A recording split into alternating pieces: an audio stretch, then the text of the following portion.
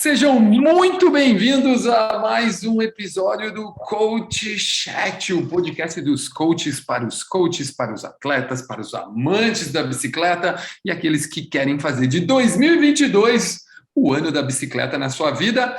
Mais uma vez aqui com vocês, Cláudio Tonon, que, para mim, eu me sinto honrado em fazer parte dessa história, afinal de contas, nada como aprender com quem realmente sabe das coisas. E olha só, gente, todo começo de ano é aquela correria, né? A gente acaba dando uma escapulida no final do ano e quer ter melhores resultados durante o ano. Então, se você está ouvindo o nosso podcast nesse momento, quem sabe não é a hora de você procurar um treinador, como nós falamos nos outros podcasts, a importância de você ter um coach te orientando e ter grandes resultados em 2022, porque as provas estão voltando, então, quem sabe não é a hora. Mas, hoje, junto comigo mais uma vez com a nossa super abertura, que só ele faz o nosso podcast, Ronaldo Martinelli. Feliz 2022, meu amigo, que o nosso podcast decole para o céu junto com as naves, foguetes de Elon Musk e Companhia Limitada. Fala oi para a galera aí, mano. Opa, feliz 2022 para todo mundo. Deus quiser, um ano épico, né? Eu sempre gosto de usar essa palavra épica, né? Porque eu espero que no final do ano, né? Quando chega lá dezembro, dia 30, dia 31, você olhe para trás e fale, pô, mas que ano épico que eu tive, né? Seja com treino, seja com alguma prova, algum evento que você tenha feito.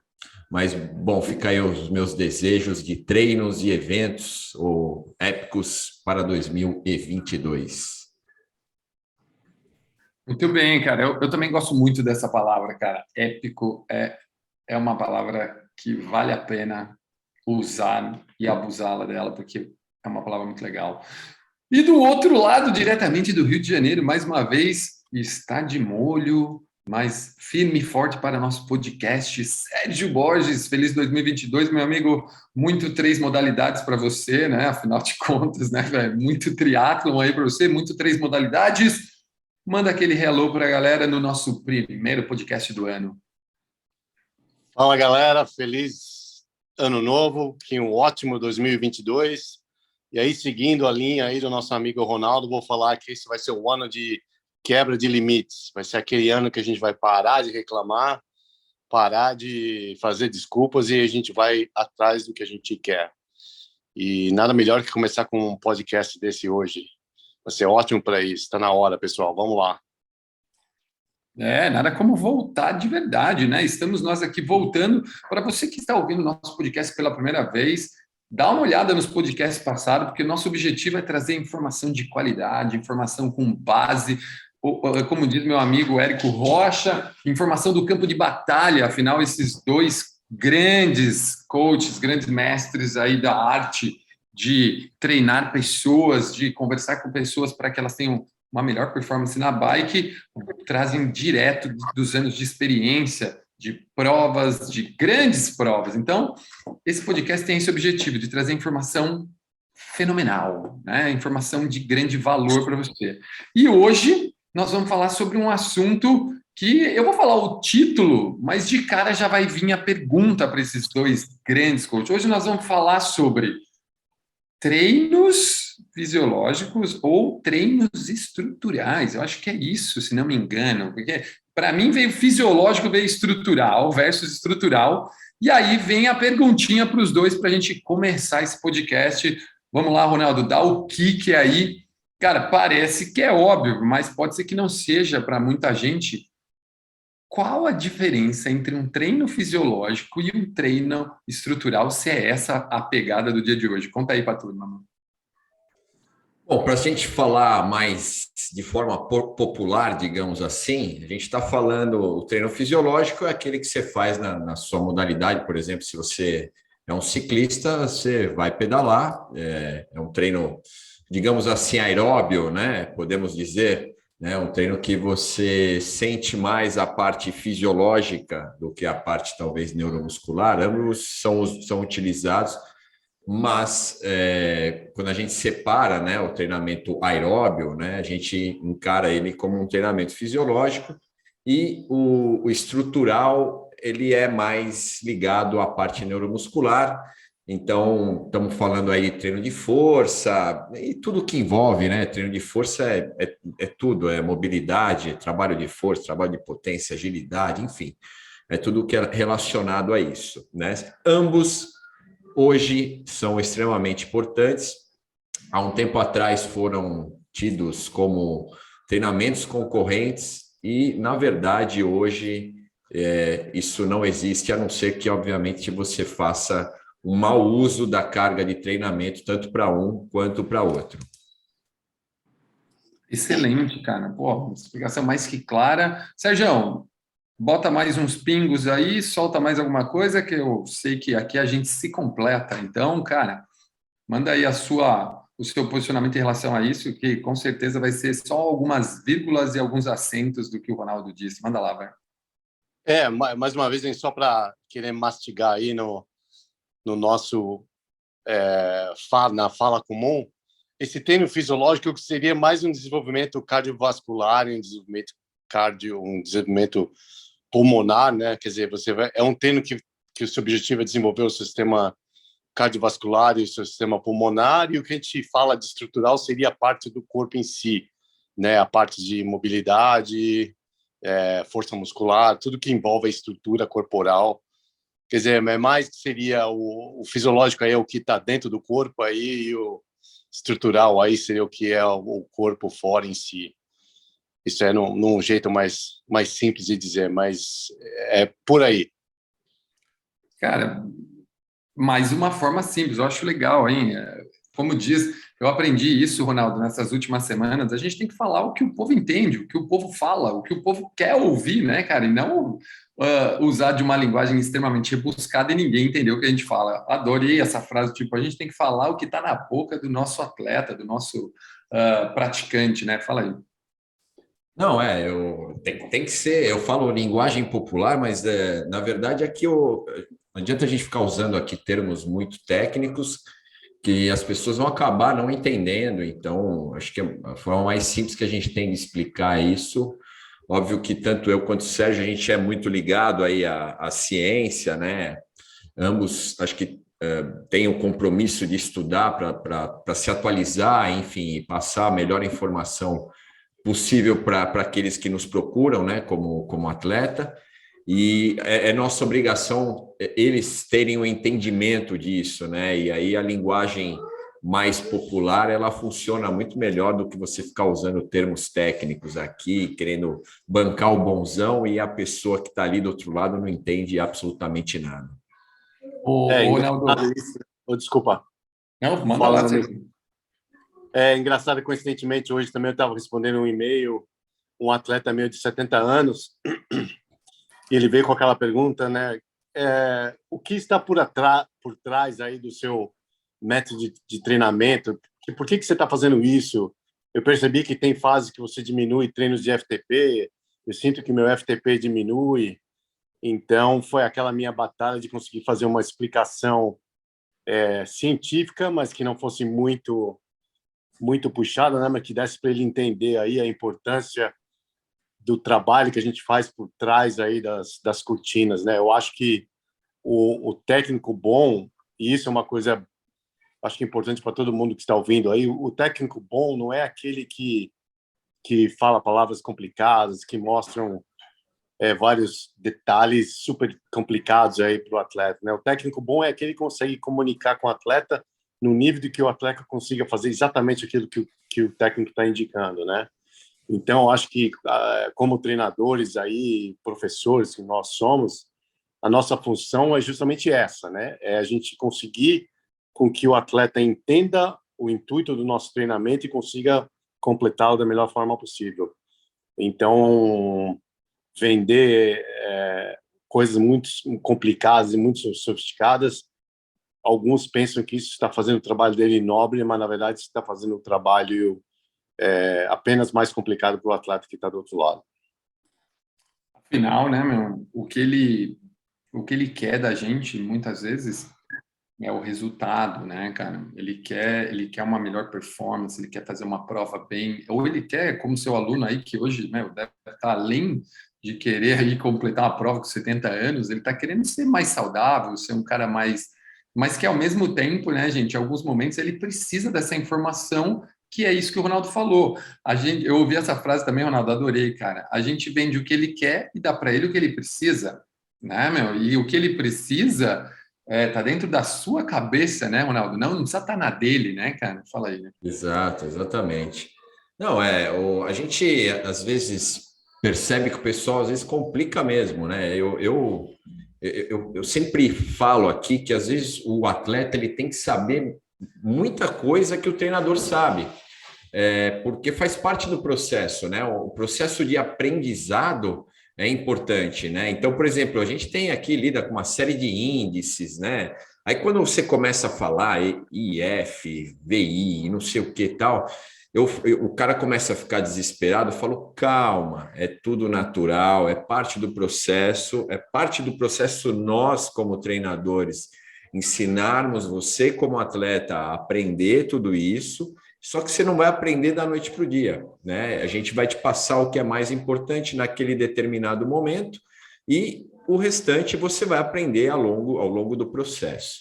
Então, sem pressa, acho que conhecimento é bom para todo mundo, para o treinador, para o atleta, mas é lógico que assim, a informação ela é importante para todos, tá? Tanto para o treinador quanto para o atleta, e a gente tem que trabalhar dessa forma. Excelente, excelente. E ó, vamos começar pela pergunta que quase que gerou toda essa nossa conversa de hoje, né, cara? Que foi aí, se não me falha a memória, né, Sejam? Foi a pergunta que seu atleta fez, né, cara? Pô, eu tenho uma hora extra para treinar. Eu tenho uma hora extra para treinar. Talvez agora, no começo do ano, né, que alguns ainda estão no flow das férias, ainda não entraram no super, naquela rotina do dia a dia que vai o ano todo. Eu tenho uma hora extra para treinar. O que eu deveria fazer, né? Uma hora a mais de um treino fisiológico ou uma hora a mais de um treino estrutural? Onde eu teria, né? Onde está aí o maior custo-benefício? Sérgio, a pergunta nasceu aí, chuta essa bola, porque eu acredito que essa pergunta vai virar quase um podcast todo de resposta, porque vai ser um bate-bola aí muito bom para que o nosso ouvinte, a pessoa que está ouvindo nosso podcast agora, saiba, porque às vezes ele é essa pessoa, ele está aí nesse flow e tem uma horinha a mais. O que ele deveria fazer, Sérgio? O que você aconselha? Qual é o maior custo-benefício para ele, cara? Pois é, pessoal. Isso é uma pergunta que a gente, como treinador, a gente recebe muito de atleta, né? A gente vê atletas falar, pô, agora eu estou conseguindo melhorar um pouco a organização da minha semana, eu posso treinar uma hora a mais, então eu posso correr mais longo, eu posso incluir mais uma corrida, ou uma natação, ou mais um ciclismo, eu posso treinar, sentar no rolo e fazer mais uma hora de treino de ciclismo na semana, então acho que dá para melhorar. Então, é importante a gente falar para as pessoas que tudo que a gente faz em termos de treinamento, a gente precisa pensar no que vai trazer o maior retorno para a gente, né? E principalmente para você que já é um atleta aí de vários anos, né? Vem fazendo esse esporte há muito tempo, né?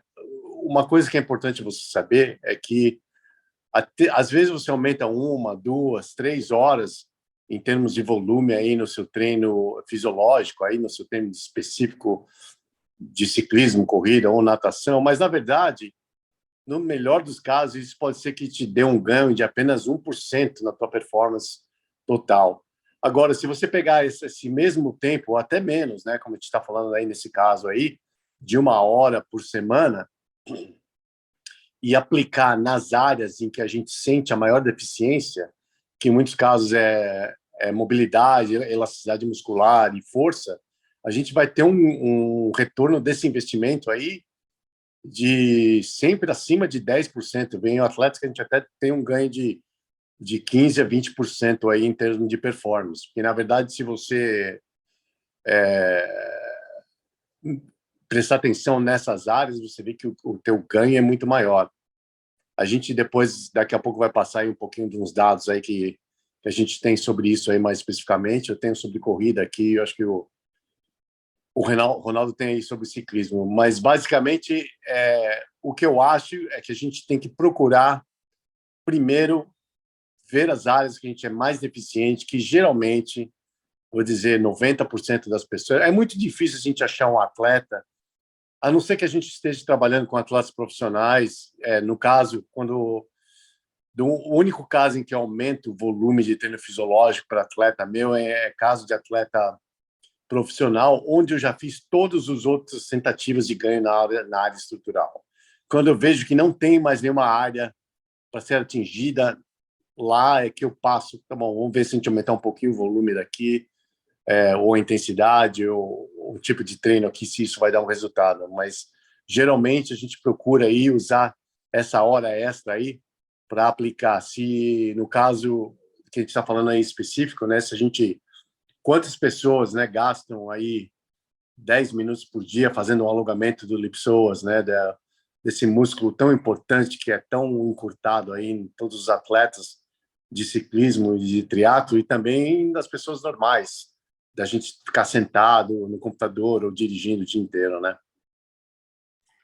Ô Sérgio, e assim, ó, cara, completando aí, né, o que você falou, cara, de buscar, né, aquilo que faz diferença. Eu tenho certeza que o Ronaldo vai trazer também um ponto de vista interessantíssimo sobre isso. Eu posso dar um ponto de vista da academia, né, porque vocês são procurados para trabalhar a performance deles na prova. Eu sei que vocês, como profissionais, porque eu conheço vocês, a gente vem conversando isso há muito tempo, vocês também prescrevem os treinos de mobilidade, de força, que são poucos que fazem isso. Porque a maioria vai lá ou compra uma planilha na internet, ou pegou um grupo que às vezes ele nem está perto, que não tem um touch, não tem um touch points tão próximo, tão assim, intensos, né, como vocês têm com os atletas de vocês. E aí esses caras procuram academia. E eles têm, sim, uma dificuldade imensa em trabalhar core e trabalhar força, que são duas coisas que, isso nós falando assim, de membro inferior até, né, que não era para ter tanta dificuldade. E geralmente ele procura a academia falando, não, eu preciso fazer um trabalho de core, né, eu preciso fazer um trabalho de força, que, como você disse, é um ponto cego no treinamento dele, porque ele acha que pedalar, pedalar, pedalar, correr, correr, correr. Isso nós estamos falando de pessoas que não estão dentro de uma assessoria ou possuem um coach com qualidade do nível de vocês ou de muitos outros que a gente conhece. Então, eu falo que da minha ponta existe sim uma procura grande e que, na verdade, deveria ser sempre, né? E não só em determinados períodos. Então, e que podem, como você disse, proporcionar grandes melhorias. Ronaldão, traz os números aí, que eu sei que você falou que tem uns negocinhos bacanas aí para falar sobre isso para a gente, vai. Antes de mais nada, eu queria falar assim, é uma guerra, né? A gente, pelo menos aqui, uma guerra interna, né, da minha assessoria, a gente fazer os caras fazerem, por exemplo, treinamento de força, né? E treinamento de força, assim, a gente estava falando de percentual, o Sérgio falou um pouco aí de percentual, e eu sempre uso esse exemplo aqui para minha galera, para ver se coloca alguma coisa, motiva alguma coisa na cabeça deles. Eu falo o seguinte, se você usar EPO, se você se dopar, todo mundo acha que o cara vai ter ganho de 50% e não sei o que e tal. Não, o cara bem treinado, estatisticamente, o cara ele pode melhorar de 4 a 9%. De 4 a 9%, tá? Se pegar um cara lá, o nível World aí, lógico, tem... o EPO é uma, digamos assim, uma substância natural, né? E aí tem caras que podem ingerir mais, ingerir menos, na época que tinha lá o controle dos 50 pontos e tal. E aí é lógico, o cara que vai se dopar vai ter cara que vai absorver isso melhor e vai ter cara que vai absorver pior. Mas a média é essa, entre 3 a 9%. Se você fizer hoje um treinamento de força bem estruturado, fizer um trabalho bacana, consistente, os índices eles podem variar de 3 a 9%. Ou seja, é a mesma coisa que ele se dopar. Pô, não entendeu? precisa nem tomar injeção, velho. Olha que maravilha. Pô, eu Não morro de medo de precisa tomar injeção, tá injeção, ligado? não precisa Tipo, tomar eu faria isso droga, tudo. não precisa tomar nada, é só fazer o treino de forma consistente. E existe um problema maior que é o seguinte: eu acho que assim, muito tempo, por exemplo, o treinamento de força, esses treinos que não eram treinos específicos, eles eram considerados treinos concorrentes, né? Então, tem a questão psicológica também, né? Principalmente as pessoas que eram dessa época têm ainda uma certa resistência, né, com esse tipo de trabalho. E também existe aqueles que falam, pô, mas eu não estou na bicicleta, eu não estou suando, eu não estou sentindo, eu não estou, sabe? Então, aquela questão do treinamento aeróbio, do treinamento localizado, né? Então, ele acha que ele só vai perder caloria, ele às vezes faz o treino para emagrecer e não para melhorar a performance, se ele subir na bike, né? Se ele fizer o treinamento aeróbio dele, né? Então, tem essa questão psicológica também, que é importante a gente falar, que existe e que, olha, é um parto você fazer o cara entrar numa sala de musculação, entendeu? Você quer falar, Tona? Fala aí, depois eu... Não, cara, você tá falando, tá passando na minha frente 20 anos de academia, né, cara? Porque existia a guerra entre os profissionais. Então, nós do ciclismo indoor e a galera da musculação.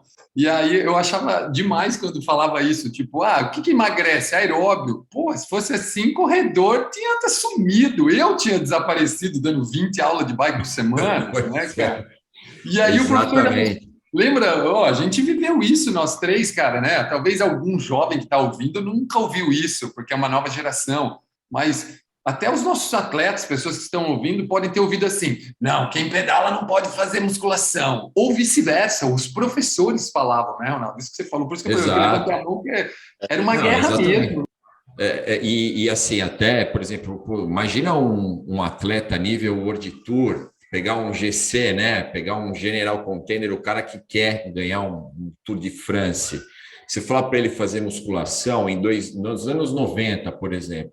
Cara, você é maluco, você vai meter peso no cara, o cara tem que perder peso, né? Então, e aí, cara, isso não adianta. Quem veio dos anos 90, por exemplo, que eu vim dos anos 90, e quem não estudou sobre o assunto vai achar que é isso mesmo, né? Só que, principalmente de final dos anos 2000 aí para 2008, 2010 em diante, cara, começou a chover estudo relacionado a treinamento concorrente, né? E aí hoje a gente sabe que é benéfico, né? A gente vê lá o Vincenzo Nibali fazendo treinamento de força, a gente vê o Tadej Pogačar fazendo treinamento de força, o Roglic, a gente vê atletas que eram atletas de muita explosão, que vieram de esportes de muita explosão, por exemplo, ciclocross, ou mesmo o ciclismo de pista, e esses caras, todos eles faziam muito treinamento de força, porque eram esportes mais explosivos, e hoje estão aí ganhando o Tour de France, né? Estão ganhando provas clássicas. Então, o pessoal já tem que tirar realmente isso da cabeça, né? Deixar um pouquinho a parte psicológica e entender número, entender a ciência, e isso, principalmente para aquele cara que tem acima dos seus 35, 40 anos, eu acho que ainda é mais benéfico do que o atleta de ponta que está aí com seus 25, 26, 27 anos.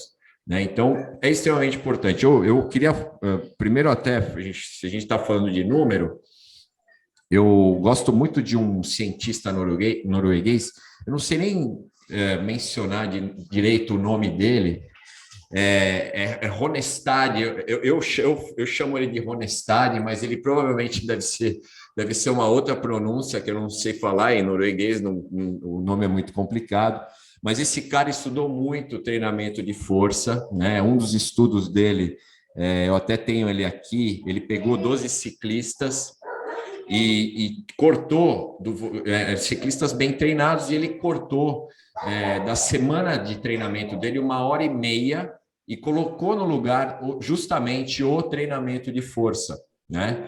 E aí esses percentuais que eu falei para vocês, né, de 3 a 9%, ciclistas melhoraram a condição deles, principalmente a condição neuromuscular, a condição de produzir potência mais alta e ter um nível de repetibilidade maior, né? Então, todos eles tiveram resultados super positivos, e contra o grupo controle que continuou fazendo o treinamento de 1h30 de baixa intensidade e tal. Então, com isso, o cara hoje ele consegue substituir um treinamento de 1h30 ou até de 2 horas de baixa intensidade pelo treinamento estrutural, que vai trazer para ele um resultado muito melhor do que se ele fizesse um treinamento de baixa intensidade. Nós estamos contabilizando aí em torno de 1-2% do cara que treina em cima da bicicleta em baixa intensidade,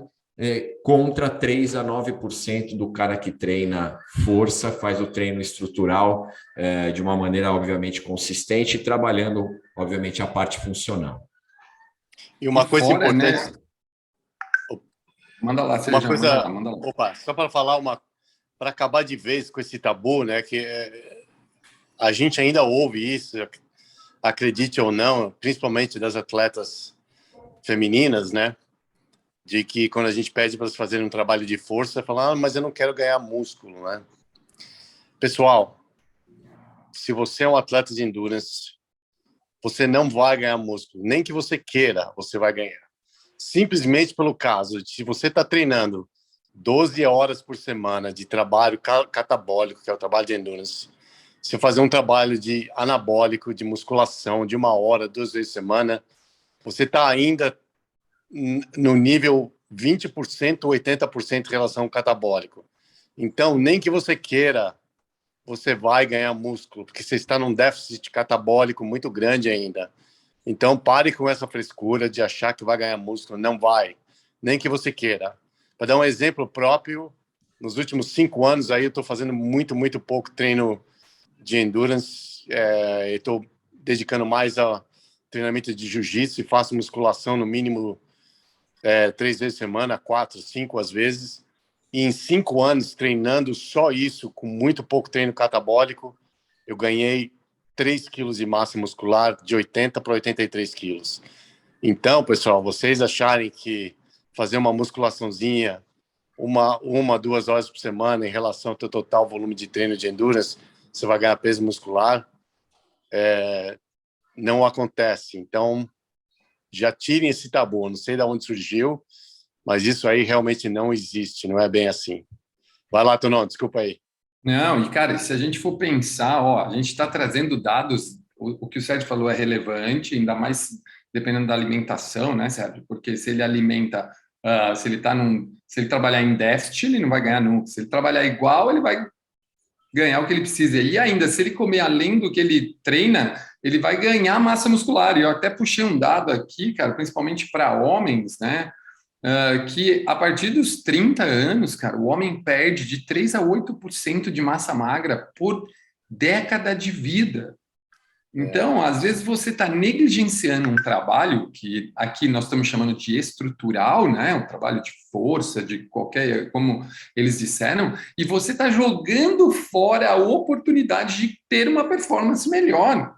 Porque se você perde massa muscular, mas eu estou pedalando. Cara, mas é um conjunto, né? O nosso corpo é um conjunto.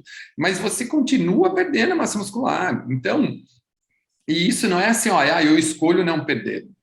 Isso é fisiológico, né? A gente vai perder. Então, a manutenção, como disse, né? Como a gente está discutindo, o trabalho estrutural é fundamental, ele vai sim trazer uma melhor performance, né? Eu, busquei aqui, e gente, vocês, mulheres que estão ouvindo o nosso podcast agora, vocês sabem melhor que o homem, porque o homem é um relaxado muitas vezes, né? Se a gente pegar na maioria, o homem é menos preocupado, mas a mulher, esse número ainda é maior de perda de massa muscular. Então, como o Sérgio disse, você não vai virar fisiculturista, né, Sérgio? Ninguém vai virar fisiculturista fazendo tanto de treino aeróbico que a gente faz. E aí, Ronaldão, traz mais dados para nós, que eu sei que você tem vários massa aí. Não, tem um ponto importante também, que tem essa questão do catabolismo, como o Sérgio falou, mas existe uma coisa também importante: se você ganhar massa muscular, Porque é lógico que tem cara que é mais propenso a ganhar massa e pegar, por exemplo, o cara que é realmente um escalador, o nível de repetição, né, que ele faz durante o exercício, né, durante uma escalada, durante um evento, é muito alto, realmente é muito difícil ele ganhar massa muscular. Mas se pegar um sprinter, ele vai treinar, se pegar um gurilão lá, o Greipel, esse cara, obviamente, vai ganhar mais massa muscular nos membros inferiores se ele treinar. Isso não é um problema, tá? Também não é um problema. Também tem estudo falando sobre isso. Se você ganhar massa muscular, principalmente aí, olha, principalmente os caras que fazem contra-relógio, você ter mais massa muscular, isso na parte funcional, eu estou falando, lógico que você não vai trabalhar para ficar com um bíceps de 56 centímetros. Você está treinando a parte funcional, né? Então, nós estamos treinando perna, nós estamos fazendo exercício lá para o seu quadríceps, né? Para os isquiotibiais e tal. Então, é para isso que o ciclista treina. Mas se você ganhar um pouquinho de massa muscular, existem dados que se você ganhar, se você tiver esse efeito, você vai ter um benefício sim, principalmente se você trabalhar aí as fibras, né, tipo 2, porque é o que a gente trabalha no treino de musculação, no treinamento de força em geral, é isso. Então você vai melhorar principalmente aumento de massa magra e vai aumentar o tipo de fibra 2A principalmente.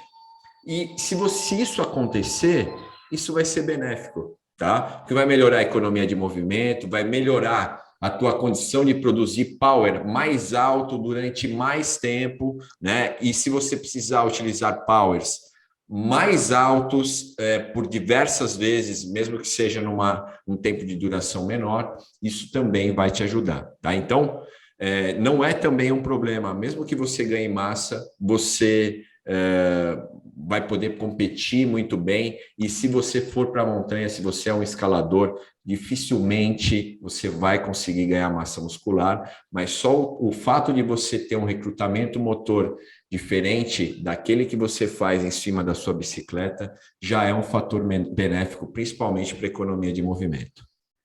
E se for ver bem também, até as provas clássicas aí, como, né, o Tour de Flandres, o Flandres e qualquer outra das provas aí de um dia, você vê a característica dos atletas que ganham essas provas não são os escaladores, né?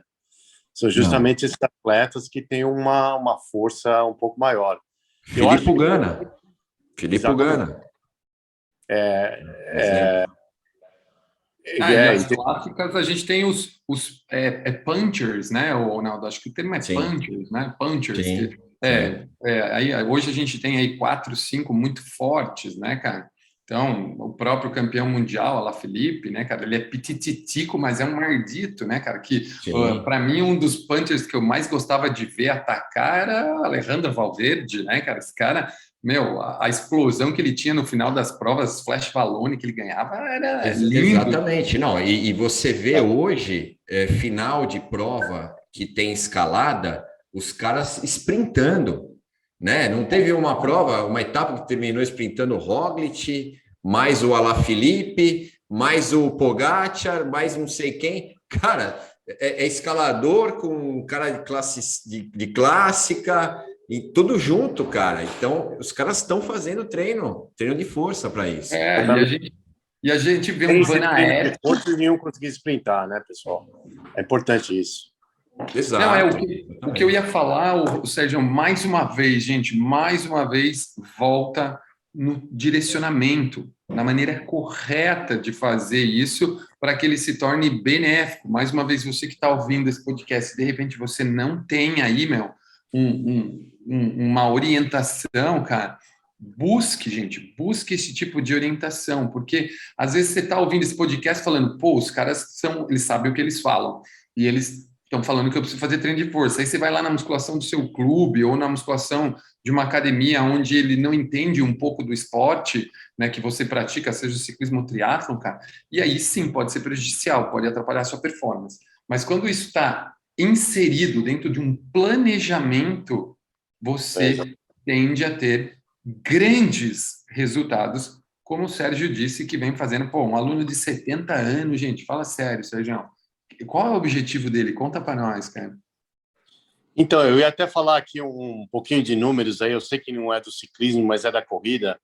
Mas eu acredito que tem bastante triatleta aí ouvindo, né? Eu fiz um trabalho, logicamente não dá para falar que é um estudo, porque foram só feitos com 30 atletas, mas são 30 atletas de nível amador alto, né? Que classificam prova aí, ou que tem pódio aí em provas de Ironman. A gente fez um trabalho de mobilidade específica. Isso não foi nem força, foi mais de mobilidade, né? Na verdade, eu queria aumentar a amplitude da passada desses atletas. E os resultados vocês não vão acreditar. Você imagina que o que eu fiz foi muito pouco. Eu queria uma amplitude de ganho de 5 centímetros. Pessoal, sei lá, o que é 5 centímetros? Acho que é isso, né? No máximo. Então dá para ver que não parece, né? Que eu não estou pedindo para o cara fazer um, como é que chama? Espacato? Lá, como é que chama? O cara abre a perna. Eu já nem sei o nome disso aí. Quer dizer, eu estava pedindo um ganho de isso, pessoal, na passada do atleta, de 5 centímetros. Para você que é um atleta que aí procura, que faz uma maratona aí de 3 horas até umas 4 horas e 15, aí, que seria um atleta aí de mais nível um pouco mais elevado, com aumento da passada de apenas 5 centímetros, você tem um ganho de 9 a 12 minutos no teu tempo de uma maratona. Quer dizer, mais uma vez aí dizendo o que muito atleta toma EPO para ganhar aí numa maratona de 12 minutos, você pode ganhar com apenas isso daqui de aumento da sua passada. Então, eu acho que é mais uma coisa aí para a gente colocar aí na cabeça, para se preocupar. Eu sei que todo mundo gosta de sair, colocar o tênis, sair para correr, mas se você começar a fazer um trabalho de mobilidade, conseguir aumentar a tua passada aí, você vai ver que esse ganho que você está suando tanto pode ser feito de uma forma que não só vai te dar uma longevidade maior, mas também performance. Só para colocar esse número aí para vocês. Mas Não, eu tenho uma animal. tabela. Quem quiser, depois me manda uma mensagem. Eu fiz uma tabela gigante aqui que fala o número de passadas com vários paces diferentes e tempo total para meia maratona e meia maratona. Eu mandei isso para meus atletas, mas eu posso mandar para vocês aí se alguém tiver interessado aí. Super legal, Sérgio. Manda lá, Eu acho que Ronaldão. eu vou. Não, eu queria até pegar o gancho, porque é um negócio legal pra caramba, né? E para o ciclismo, existe também o trabalho de você melhorar a eficiência mecânica da pedalada. Ou seja, você melhorar, ou vamos falar assim, a quantidade de tempo executando força e você diminuir o que eles chamam de ponto morto, né? Então, tem um percentual que a gente trabalha, que é mais ou menos de 0 a 60, né, 60%, né, do ciclo para o trabalho que a gente chama de effectiveness, né, que é a efetividade da pedalada, e o smoothness, que é o ponto morto, a gente tenta diminuir aí, desculpa, é o invertido, tá? De 40 a 100%, né, o nível do effectiveness, e de 0 a 60% o nível de smoothness. Então, a gente tem que diminuir o máximo, né, esse percentual de smoothness e aumentar ao máximo possível o nível de efetividade. Isso também pode ser feito na musculação, né? Só o simples fato de você fazer, às vezes, um salto horizontal, você pode ter essa melhora, pode melhorar essa efetividade, né? E você pode fazer também um trabalho em cima da bicicleta, né? É um trabalho mais técnico, que precisa, obviamente, de um pouquinho mais de consciência corporal, mas é também possível ser feito, e você aumentando a efetividade, você também melhora o nível de economia de movimento, e isso te proporciona, obviamente, um nível de resultado melhor no pedal. E a amplitude também funciona para o ciclismo, pessoal. Não pensa que é só na corrida também, mas se você olhar os músculos que são envolvidos na pedalada, né? Você tiver um elipsoas encurtado, um posterior encurtado também, essa parte da eficiência da pedalada vai sofrer também. Você vai acabar usando muito mais os músculos que são os músculos de torque e muito menos aí os músculos que são os músculos de eficiência, né? Então, eu sei que você perde proporcionalmente menos, né? Eu também fiz um estudo desse, inclusive escrevi um artigo de por que atletas, quando vão ficando mais velhos, principalmente no Ironman, eles têm muito pouca perda de rendimento na natação e no ciclismo e mais na corrida, mas esse perda que eles têm no ciclismo, além de ser da força que a gente está falando aí, tem também essa parte aí da mobilidade muscular que acaba interferindo na eficiência da pedalada. Não, e eu vou aproveitar 2 pontos agora. Eu quero falar desse que o Ronaldo disse e vou falar desse seu. Eu trato com um osteopata faz 17 anos, acho, 16 ou 17 anos. Ela é minha osteopata, ela é professora da Escola de Madrid no Brasil, tal, menina sensacional. E, Sérgio, isso que você falou gera compensação. Por quê? Porque o cara quer treinar. Ele vai lá e fica fazendo o treino, como você disse, ele fica esforçando o músculo. E aí é como se ele tentasse fazer um motor de menos cavalo, dá mais cavalo, ele fica botando. E isso gera compensação. Compensação gera risco de lesão, né, cara? Porque ele tem o psoas curto, mas ele quer fazer uma pedalada completa. E aí, em pé, por exemplo, e ele vai ter dificuldades em fazer a extensão total do quadril, porque o pessoas dele é curto, né? Gente, para você que está ouvindo esse podcast, né? E hoje está violento o negócio, as informações aqui estão tão animal. Psoas, ilho psoas, é um músculozinho que deve dar mais ou menos, acho que 4, 5 centímetros, que liga, ele é responsável pela flexão do seu quadril, cara. Ele faz a flexão do tronco ali, né? Ele faz a flexão do tronco do corpo. Então, ele é um músculo pequenininho, mas que, se encurtado, gera um grande problema. E, Ronaldo, eu até tenho, né? Vou aproveitar, vou fazer um pitch aqui, né, meu? Eu tenho 4 vídeos, né? Vou pôr o 5º vídeo no meu canal do YouTube, e em cada vídeo eu falo sobre uma fase do ciclo do pedal. Benefícios, como fazer, quais músculos são utilizados em cada fase do ciclo do pedal. E isso fez total diferença na minha vida, cara, treinando em cima da bike somente. Mas se a gente dissociar, pegar cada fase do ciclo, ver o músculo principal e ir para o trabalho estrutural, que é o trabalho que a gente está aqui discutindo, para potencializar o cara que tem uma panturrilha com falta de força, por exemplo, como você disse, um salto vertical, que se ele saltar mais alto com a força da panturrilha, ele vai ter uma fase 3 lá embaixo muito melhor do que ele teria se ele não tivesse força. Se ele trabalhar muito glúteo, né? Que às vezes o cara, não vou trabalhar glúteo, mas o glúteo é o músculo, é o maior músculo responsável por empurrar o pedal para frente e para baixo, que é a fase mais forte do ciclo da pedalada, porque usa o quadríceps, além do glúteo, que está lá, empurrando o pedal para frente e para baixo. Para os escaladores, principalmente, o glúteo é fundamental, porque a regulagem da bike proporciona um uso maior do glúteo. Então, olha, gente, aquela 1 hora que nós estamos discutindo, aquela 1 horinha, se você dividir e fizer um trabalho bom, estrutural, como a gente está comentando aqui, pode ser que você tenha até, como mostrado pelos 2 coaches aí, 15% de melhora, ou até mais, numa mobilidade, como o Sérgio disse. Quanto era, Sérgio? 5 centímetros, você falou? Era a medida que...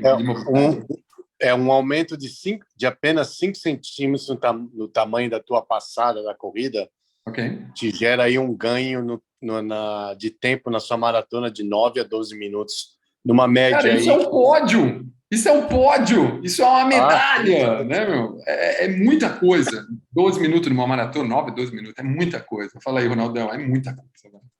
Não, hoje, no mundo, no alto rendimento, 5% é infinito. É um negócio... que faz muita diferença. Parece que não, mas faz absolutamente muita diferença. É isso aí. Como dizia, né, o Xuxa, né, cara? Não sei se vocês leram, uma vez que saiu na Veja, muitos anos atrás, a classificação dos esportes mais, tipo, saudáveis, né? O remo era um dos mais completos, né? Porque ele trabalha o corpo inteiro, né? O remo, aquele remo que vai para frente e para trás, né? O remo que é feito na USP ali, de equipe, individual, enfim, olímpico. E a natação, eram os 2 esportes mais completos que a Veja listou. mas o Xuxa dava o depoimento de quantos dedos ele quebrou tentando bater o melhor tempo dele, porque ele batia o dedo na piscina, né, cara? Então, tipo, olha só, cara, ele luta por uma unha, né? Que é isso que você falou, né, Ronaldo? Essa performance de 5, 3, 4% é o Tour de France. Exato. Nesse, né? Né? É muito legal. E olha Não, só, gente. e você tem que juntar, né? Porque assim, hoje em dia se trabalha muito pelos tals dos ganhos marginais, tal, no ciclismo, né? Um negócio que o Dave Brailsford, que é o cara lá da Ineos, né? Que implantou, né? Acabou implantando, mas hoje os resultados, você pegar um Tour de France, é lógico que tem Tour que tem uma vantagem maior, tal, mas antigamente o cara começava a brigar pela ponta da 10ª etapa em diante. Hoje o cara briga pela ponta da primeira etapa em diante. Na primeira, se ele puder ganhar 1, 2, 3 segundos, ele vai lá, ele tenta chegar na frente do cara que pode ganhar dele. Então, a busca pela vitória, pelos ganhos marginais e por tudo que envolve performance, ela é muito mais frenética hoje, porque hoje em dia está todo mundo, isso não estou falando obviamente no alto rendimento, talvez não no nível amador, o cara que quer completar uma prova, aí uma outra história, mas o cara que está brigando ali pelos primeiros lugares, o cara que quer melhorar rendimento, ele tem que hoje se atentar aos detalhes, entre aspas, né? Ou todas as possibilidades que permitam a ele melhorar a performance. Existem inúmeras que o pessoal simplesmente ignora e que pode fazer um baita de um efeito benéfico, como as que a gente está discutindo no dia de hoje, né? Exatamente, né? Lembrei do...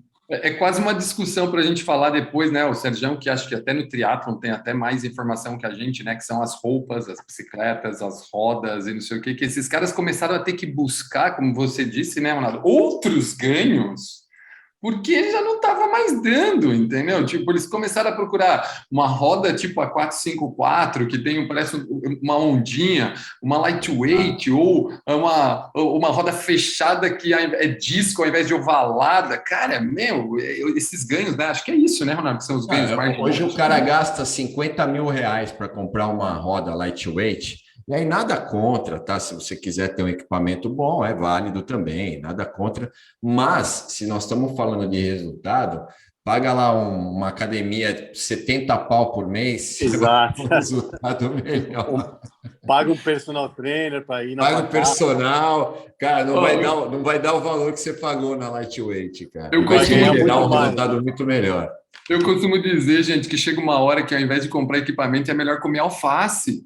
É mais barato, sabe? Tipo, vai ficar mais leve, porque não tem mais de onde tirar peso, e talvez a sua performance seja melhorada, porque você tem um melhor trato intestinal que vai absorver mais nutrientes, que vai te deixar com uma performance melhor. Agora, se você continuar comendo batata frita e pôr uma lightweight, tudo isso foi comprometido, entendeu? Então, Exato, é muito legal. exatamente. Mas ó, eu queria até... Fala aí, Sérgio, depois eu... Eu falei, infelizmente, aí, né? Eu acho que eu escrevi também um artigo sobre isso, que se chama The Easy Way, né? Infelizmente, a característica do ser humano é essa, né? De procurar o Easy Way, que é o jeito mais fácil. Então, né? Comprar uma bicicleta de 100 mil reais, em vez de fazer um treino específico que ele deve fazer, é muito mais fácil, né? Só dói no bolso, né? Em vez de doer no corpo. Exato. Mas, Ronaldo, só para aproveitar Claro. esse gancho, cara, que eu vou fazer outro pitch aqui, gente. Vou fazer outro pitch, olha só. Esse tipo de informação que a gente está trazendo aqui, para algumas pessoas, pode ser até uma informação já meio que ele ouve sempre. Mas isso não é óbvio, gente. Tem muita gente que não leva esse tipo de informação a sério, porque ele não conhece essa informação com esse valor que a gente está trazendo agora. Porque às vezes o cara compra uma bike de 30, 40 mil, 50, 100 mil, como o Sérgio disse, que hoje, né, algumas de triatlon aqui no Brasil, a Pinarello de triatlon aqui no Brasil custa 185 mil reais, a bolide de triatlon, entendeu? Eletrônico.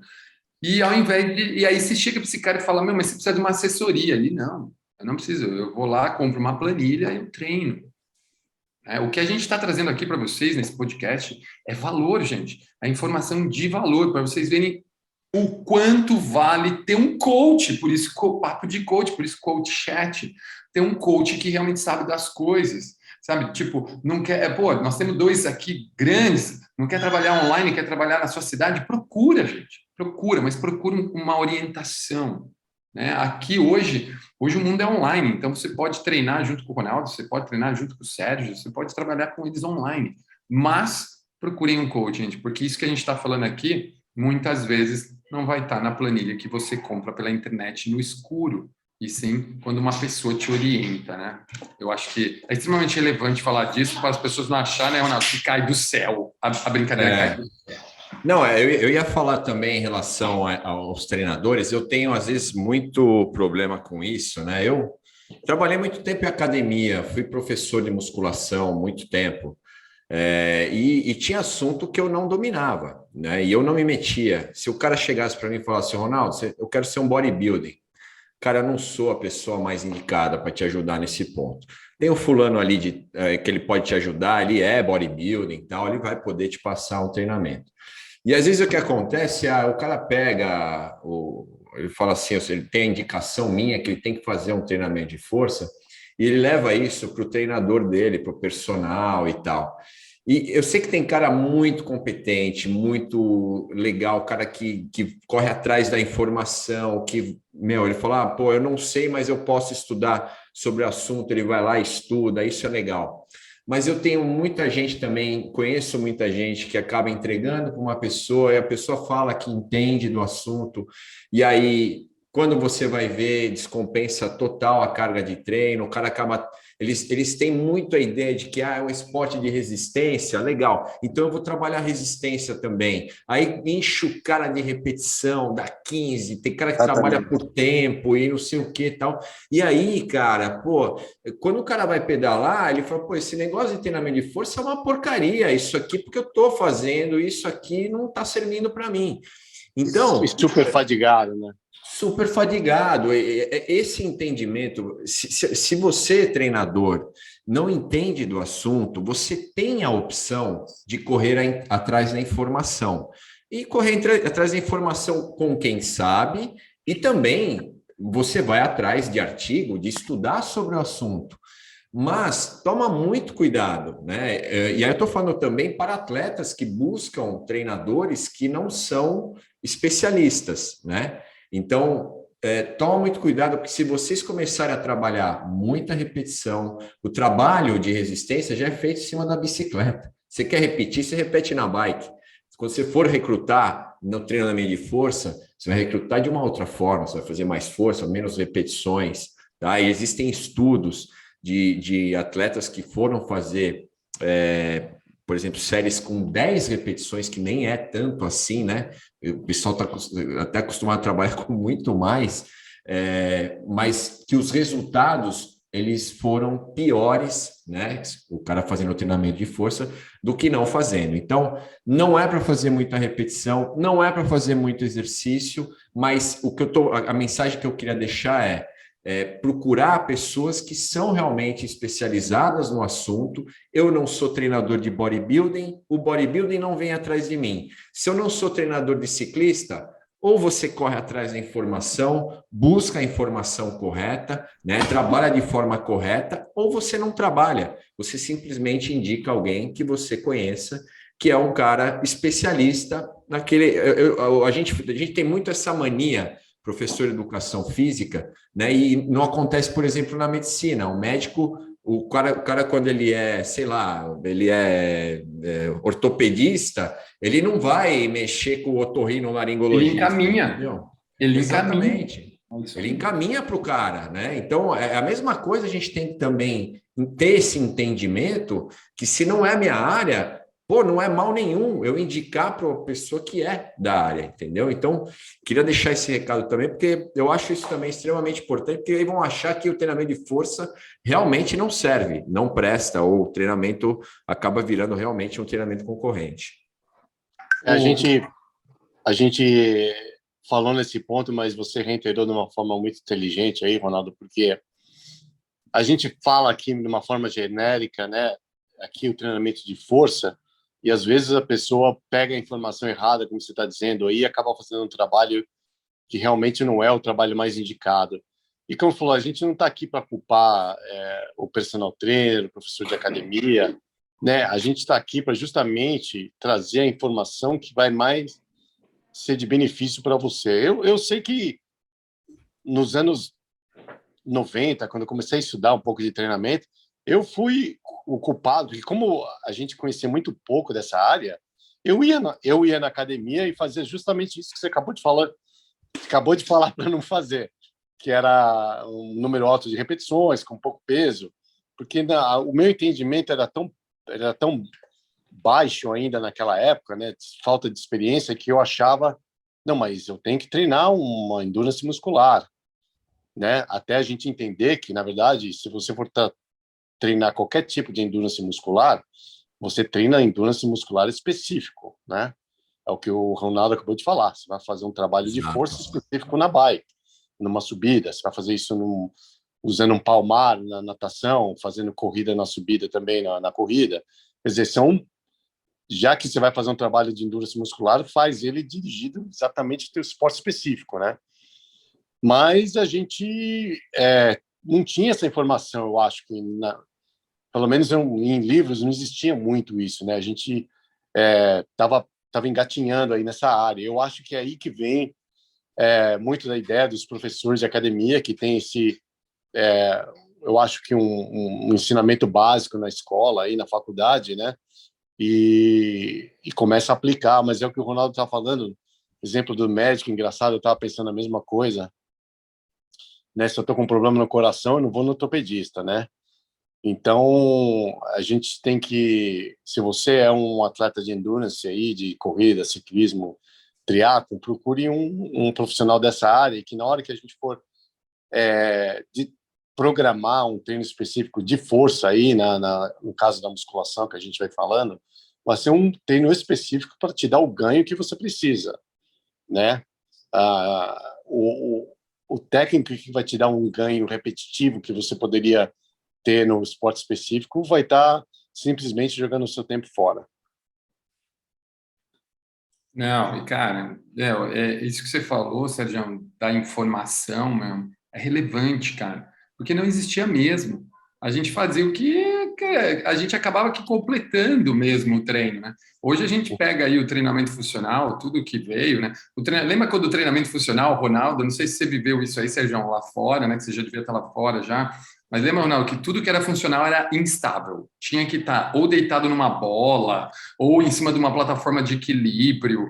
Funcional era estar numa superfície instável, porque daí você ativava mais músculo. Para! Que loucura, entendeu? Treinamento estrutural, gente. Treinamento estrutural. O Sérgio falou muito bem lá, é a estrutura. Principal função do sistema muscular, manter você em pé, cuidar da sua estrutura, dar suporte para o sistema ósseo, né? Então, você precisa ter um músculo forte para que você consiga ficar em pé com qualidade, né? Então, como eu disse, hoje você vai dissecar, vamos dissecar a pedalada, nós trabalhamos lá todos os músculos, fase a fase. Então, qual eu estou com a deficiência? Você consegue puxar menos o pedal? Como o Ronaldo disse, vamos trabalhar os músculos específicos, vamos alongar, né, Sérgio? Porque antes também era só força, né, Ronaldo? Hoje não. Eu ia falar uma hora que você disse dos pró. Cara, eu amo ver a pré-temporada dos pró. O yoga entrou pro Hall of Fame do negócio.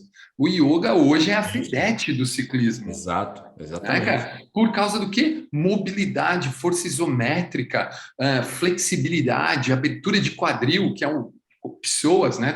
Então, olha a variedade e voltando o que o Sérgio falou de informação que está disponível e agora você pode usar de maneira positiva, tendo uma boa orientação. Exatamente. Eu brinco aqui. Eu lembro que, só falar esse negócio do Tonão falou, que é muito engraçado, porque eu estava nos Estados Unidos quando essa fase toda aí do treino funcional, né? Tudo tinha que ser numa bola tal. Aí eu lembro que os atletas vinham perguntar para mim, mas eu fui lá no personal trainer, comecei a fazer um treino funcional, né? Que vai ser muito bom para mim, né? Aí minha resposta sempre era simples. Eu falei, sim, com certeza. Se você vai tentar se inscrever para o Cirque du Soleil, né? Fazer alguma coisa... Não, eu ia falar isso, cara. A menina chegou para mim outro dia, falou assim, eu fiz aquele exercício de balançar a corda, é bom. Eu falei, você vai trabalhar no Porto de Santos? Se você for, é bom. Aí, não, mas eu peguei aquela roda de trator e virei e tal. É legal, né? Eu falei, olha, tem até uma certa funcionalidade, mas se você for trabalhar na borracharia para trocar pneu de trator, vai ser melhor também, entendeu? Muito bom. Gente, olha só, vocês perceberam que se deixar, a gente vai ficar aqui mais 2 horas falando sobre isso. Nós acabamos de bater 1 hora. Eu acredito que esse é o podcast mais longo e mais divertido que você vai ouvir dos nossos 7, entendeu? Por isso que a gente resolveu abrir o ano com esse papo, porque são objeções, são dores e são desejos, né? Você tem desejo de uma melhor performance, você tem a dor de ter aí uma musculatura que talvez não esteja tão preparada, e aí você tem a objeção de achar que você precisa pedalar mais para pedalar mais naquela 1 hora que começou toda essa nossa conversa. Então, se você ouvir esse podcast mais N vezes, eu tenho certeza que você vai pegar cada vez que você ouvir uma dica diferente de tudo que a gente falou agora. Agora, meus amigos, desejo um feliz ano novo para a galera e vamos partir para o próximo episódio, senão nós não vamos ter assunto para os próximos episódios, né? Fala tchau para a turma aí. Cara, eu acho que esse aqui é um tema que a gente, obviamente, vai voltar, não uma vez, mas algumas vezes, porque é muito legal e o pessoal também gosta, né? Curte bastante falar sobre o assunto. Também deixo aqui o meu abraço a todos, que vocês tenham também um ano excelente, de muitos treinos, de uma vida de treino frenética e cheia de desafios, né, em 2022. E curtam aí o Coach Chat, que nós vamos trazer temas bem legais aí ao longo do ano. Agora a gente voltou, ficamos 2 semaninhas parados, mas agora a gente voltou e voltamos com tudo. Manda lá, Sérgio. Pessoal, eu queria primeiro agradecer aí pelo apoio que vocês deram para a gente aí em 2021. Nós estamos começando esse projetinho novo. O nosso intuito, como foi falado no início, é de informar, de compartilhar e de promover saúde, né? Quer dizer, na verdade, o que a gente quer, todo mundo aqui, a gente ficar mais saudável, né? A gente continuar batendo esse papo, continuar treinando por mais uns 30, 40, 50 anos aí, dependendo da sua idade, ou todos nós, vai saber. Então, a gente está aqui para fazer isso. A gente não está aqui para ser o dono da verdade, mas a gente está aqui para justamente tentar promover para que todo mundo comece a pedalar, comece a correr, ou comece a fazer triatlo, ou nadar, o que for. Né? E com isso você pode contar o nosso apoio aqui. Se você tiver alguma dúvida ou algum assunto que você queira que a gente fale aqui, também manda uma mensaginha para nós. E pede para os seus amigos apoiarem aí o nosso podcast. Né? A gente está com uma meta aí agressiva para 2022 e ajuda a gente aí a chegar lá. Eu tenho certeza que o Sérgio queria falar assim, ó, share with your friends this podcast because it's very, very interesting what we speak here, but compartilhe com seus amigos esse podcast, compartilhe se você achou que foi legal, compartilha com eles. 2021 foi o aquecimento, gente. 2022 vai ser o ano do Coach Chat, onde a gente vai trazer muita informação. E você vê, já começamos diferente, hein? Muita informação técnica, muita informação relevante, de uma forma até mais descontraída, falando a linguagem que vocês realmente falam, entendem e gostam de ouvir. A gente se vê no próximo episódio. Um grande abraço e feliz 2022, gente.